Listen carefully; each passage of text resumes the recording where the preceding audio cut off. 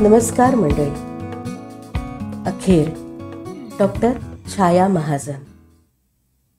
मरणाला पर्याय नाही हे सत्य जगताना सतत बरोबर घेऊन आपण चालतो. जायचं आहे प्रत्येकाला असे म्हणतानाही आपला स्वतःचा विचार त्यात नसतोच. तरीही मृत्यूबद्दल ऐकले की मन सुन्न होते. आजपर्यंत एखाद्याच्या मृत्यूनंतर त्या कुटुंबियांना भेटायला गेले की मात्र बव्हंशी ठराविक पद्धतीची संभाषणे होतात हे जाणवते.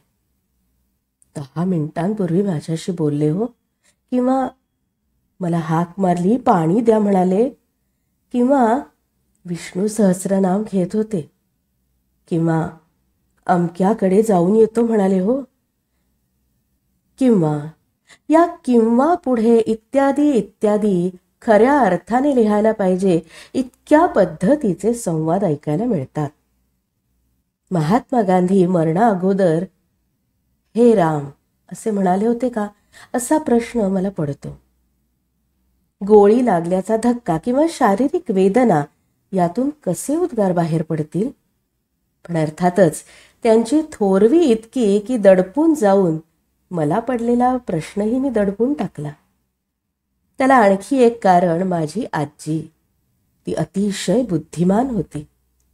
गांधींच्या संघटना कौशल्याबद्दल तिला आदर होता. तिच्या सश्रद्धपणामुळे ती मोठ्या कौतुकानं सांगे की देशासाठी तर मोठं काम केलंच, पण जाताना मुखात देवाचं नाव आलं. केवढी भाग्याची गोष्ट. आपण जायच्या वेळी काय बोलायचे, कोणते उद्गार काढायचे याबद्दल आपल्या मनातल्या मनात कितीही रंगीत तालमी केल्यानं तरी ते घडेलच याची खात्री काय, शाश्वती काय. हेनरी वॉर्ड बीचर त्याच्या मरणापूर्वी म्हणाला, आता त्या गूढाची सुरुवात होतीये. पण आपल्याला या काळोख्या गूढाबद्दल सांगायला मात्र कुणी उरत नाही. आपल्या शेवटच्या यात्रेबद्दल अनेक लेखक बोलताना दिसतात, तसे सामान्यही. विशेषतः आजारांनी ग्रस्त माणसे कंटाळून मरणाबद्दल बोलतात. मरणापूर्वीची शेवटची सारवासारवीही करताना दिसतात.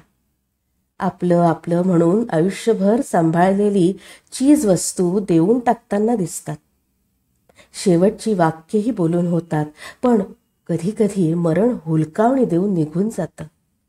पुन्हा नव्या शेवटच्या वाक्यांची नवी उजवणी सुरू होते.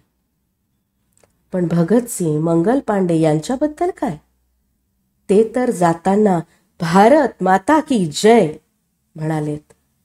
ती वाक्ये आपल्याला एखाद्या पथदर्शकासारखी वाटतात, स्फूर्तिदायक ठरतात. वास्तविक त्यांच्या जागी एखादा भेकड कैदी भेदरून गयावया सुद्धा करीत असेल. त्यांचा मृत्यूचा क्षण ठरलेला, जन्मवेळेसारखी मृत्यूची वेळ ठरलेली. जन्मवेळेवरून कुंडली मांडतात तसे मृत्यूनंतरच्या आयुष्याची अचूक कुंडली त्या वेळेनुसार परमेश्वरच मांडू शकेल. W.B. येट्सच्या बायझॅन्टियम कवितांपैकी एका कवितेत आत्म्याचा प्रवास दिलाय. पापांपासून धुवून पुसून लख्ख आत्मा डॉल्फिनच्या पाठीवर बसून या तीरापासून त्या तीराला जातो. म्हणजे जीवन ते मृत्यूपश्चात जीवन. जॅक्सन नावाचा कवी म्हणतो, चला नदी पार करूयात आणि झाडाखाली विश्रांती घेऊयात. पिलग्रिमेज प्रोग्रेस या बायबलवर श्रद्धा असलेल्याने आत्म्याचा पूर्ण प्रवासच वर्णन केलाय. जॉन बनियनचं पिलग्रिमेज प्रोग्रेस म्हणजे धर्म आणि कल्पनाशक्तीचं एक उत्तम मिश्रण आहे. पण तत्पूर्वी जन्ममृत्यूच्या संधीवर किंवा उंबरठ्यावर हा आयुष्याचा किनारा सोडताना उच्चारलेली वाक्ये उरलेल्या जगणाऱ्यांसाठी कितीतरी महत्वाची ठरतात. मग तो थोर माणूस असो वा पामर. हे राम सारखेच ब्रूटस बद्दलचे जुलियस सीझर या नाटकातले ब्रूटस तू सुद्धा हे वाक्य आपण सहजी बोलून जातो. कधी कधी मृत्यूनंतर पोचण्याची जागा आहे तो म्हणजे एखादा भला मोठा परिसर आहे, त्याच्या भोवती एक मोठी भिंत आहे आणि त्याला एक कमान असलेले मोठे दार आहे, असे चित्र मनात उभे राहते. तिकडे इहलोकातून येणाऱ्यांसाठी दार उघडते आणि त्यात प्रवेश करण्यापूर्वीच्या सीमेवर असताना माणूस शेवटचे वाक्य उच्चारतोच, असे हे चित्र मनात येते. जाण्यापूर्वी कोणी समाधानाने भरल्या मनाने म्हणतोय की माझं इहलोकीचं कार्य संपलंय. कुणी म्हणतोय मी आनंदाने मरतोय. कुणी म्हणतो इहलोकीचा अन्याय आणि सगळ्याच बाबतीतली असमानता मी पाहिली की मृत्यू चांगला वाटतो. कुणी म्हणतं आयुष्यभर मी पैसा पैसा केलं ते फोल आहे, हे जगाला कसं का होईना सांगता यावं. तर कुणी म्हणतं आयुष्यात एवढे कष्ट झालेत की आयुष्य जगायचंच राहून गेलं. कुणी काही कुणी काही. पण कीट्स नावाच्या कवीची कल्पना मला फार भावली. मृत्यूच्या कल्पनेसरशी मला असं वाटतंय की माझ्या देहावर फुलझाडं फुलताहेत. मृत्यूबद्दल सकारात्मक आणि नकारात्मक दृष्टिकोन ठेवणारे अनेक जण आहेत. एकूणच मृत्यू ही संकल्पना विविध लोकांनी विविध पद्धतीने मांडली आहे. त्याचा आवाका एवढा मोठा आहे की एवढ्या जागेत ती मावणं अशक्य. लाईफ या कवितेत एक कवयित्री म्हणते, say God say not good night but in some brighter clime bid me good morning. असा दृष्टिकोन ठेवला तर जगणे निश्चित थोडे सोपे होईल. बहुसंख्य लोकांना वाटतं की मृत्यू म्हणजे अंधारात बुडून जाणं. अनेकांना वाटतं की मृत्यू ही महाभयंकर गोष्ट आहे. मृत्यूची कल्पना त्यांना सहन होत नाही, पण तो येणारच. आयुष्यच जर विझून जाणार तर डोळ्यांना उजेड कशाला. ज्या प्रकाशाचा आणि आपला संबंधच संपणार, ज्याच्यामुळे जग दृग्गोचर होते, त्या प्रकाशाचा मृत्यूनंतर उपयोगच काय. म्हणून अनंत अंधार मला व्यापून टाकण्यापूर्वी उघड्या डोळ्यांसमोरचा प्रकाश संपवून टाकावा, म्हणजे अंधारातून अंधारात जायला सोपं जाईल. पण ओ हेनरी सारखा लेखक मात्र म्हणतो सगळे दिवे लावा, मी अंधारात स्वगृही जाऊ इच्छित नाही. डोळसपणे मृत्यूला सामोरं जाणं सोपं नसणारच. आयुष्यात करण्याजोगं काम होतं तेवढं केलं, आता कशाला थांबायचे. एक पेशंट मृत्यूशी झुंज देत होता. डॉक्टर सर्वतोपरी प्रयत्न करीत होते. भांबावलेल्या पेशंटला शांत राहण्यासंबंधी डॉक्टर सांगताना त्याच्या शेवटाबद्दल आडवाटेने सांगितलं. तसं तो म्हणाला, मरण? अहो डॉक्टर, मी करायची ती शेवटची गोष्ट असेल. म्हणजे डोळसपणे आनंदानं मरणं सोपं नाही. आमच्या ओळखीचे एक सद्गृहस्थ होते. अत्यंत सचोटीनं ते जगले. खूप सात्विक माणूस हो. तत्वज्ञान त्यांचा आवडता विषय. पाश्चिमात्य तत्वज्ञांचा अभ्यास तगडा. तसेच भारतीयही जाणलेले. अरविंदो, रामकृष्ण परमहंस, स्वामी विवेकानंद, कृष्णमूर्ती यांचे विचार नुसते वाचलेले नाहीत, तर त्यावर सखोल चिंतन मनन करून अभ्यासलेले. त्यांच्या सहवासात राहणं, त्यांचं बोलणं ऐकणं, विचार ऐकणं हा आनंदाचा ठेवा. जीवन, आयुष्य, मरण, माणसातला संबंध, माणसाच्या वृत्ती, आशा आकांक्षांची मानसिकता यावर ते भरभरून बोलत. त्यांना मृत्यूच काय, कोणत्याही आपत्तीचे भय वाटू शकत नाही याची मला 101% खात्री होती. महाभारतातल्या भीष्माचार्यांच्या इच्छा मरणाची गोष्ट मी त्यांच्या तोंडून ऐकली होती. कौरव पांडवांच्या युद्धात भीष्मानं कौरवांच्या बाजूने लढण्याचा निर्णय घेतला. ते कौरवांचे सेनापती झाले. 9 दिवस युद्ध होऊनही पांडवांचा पराभव होण्याची काही चिन्ह दिसेनात. दुर्योधनाला ही गोष्ट खटकली.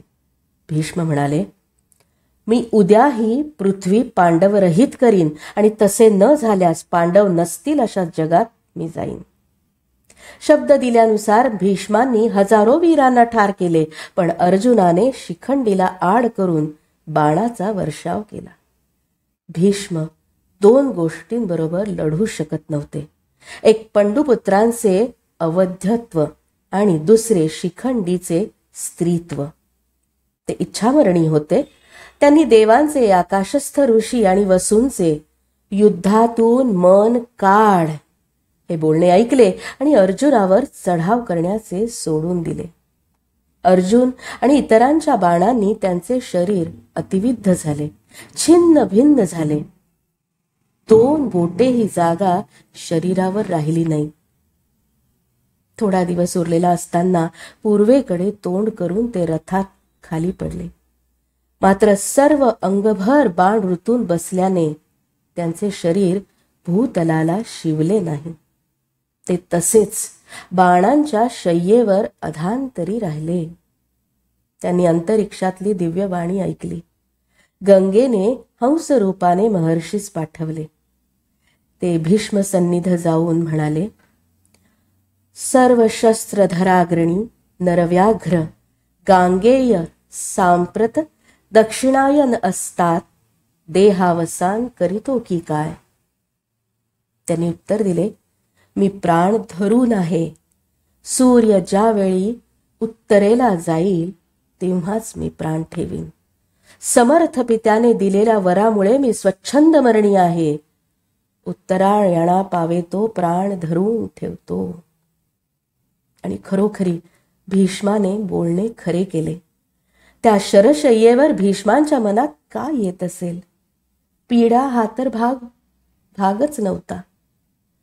त्याही स्थितीत त्यांनी दुर्योधनाला उपदेश केला. युद्धात यश न आल्याचा त्यांना खेद होता, म्हणून धर्मार्थ युद्ध करणे क्षत्रियाला शोभेसे आहे हे त्यांनी कौरवांना सांगितले. तरीही श्रीकृष्णाच्या पाठिंब्याने पांडवच विजयी होतील ही त्यांना खात्री होती. कदाचित आपल्या संपूर्ण आयुष्याचा पट ते मृत्यूपूर्वी पाहू शकले. मृत्यूला हुकूम करून पाहिजे तेव्हा जाऊ शकले. तत्ववेत्या विद्वानाकडून ही गोष्ट ऐकताना मला वाटे, यांनाही आपला मृत्यू आधी निश्चित कळणार. एका संध्याकाळी त्यांच्या तब्येतीला काहीही झालेले नसताना ते चक्कर येऊन पडले. हाड मोडले की काय दवाखान्यात गेले. 1 तासाच्या आत स्ट्रेचरवर असतानाच त्यांना घाम आला. इतक्या वेळ तपासणीनंतर आपण घरी जाणार या कल्पनेत आम्ही सगळे होतो. गडबड चालली होती. तेवढ्यात त्यांनी मला खूण करून जवळ बोलावले आणि म्हणाले, मला कधीच वाटले नव्हते की मी एवढ्यात जाईन, पण वेळ आली आहे. आणि त्यांची शुद्ध केली. ते पुन्हा खरोखर शुद्धीवर आलेच नाहीत. यावरून आमच्या पूर्वजांबद्दलची कथा आठवली. मरणापूर्वी लाकडं फोडून ठेवण्यापर्यंतची व्यवस्था त्यांनी केली. मुलाला बाहेरगावी जाऊ दिले नाही. ब्राह्मणाला घोडा पाठवून आणवून घेतलं. आजीला देवघरापुढची जागा सारवून ठेवायला सांगितली आणि हरिओम म्हटलं. ते शेवटचे शब्द.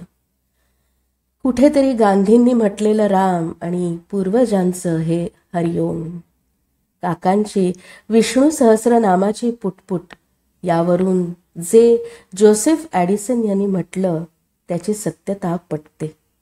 तो म्हणतो, माझ्या मरणासमयी तू ये, तुला बोलावणे पाठवतो आहे.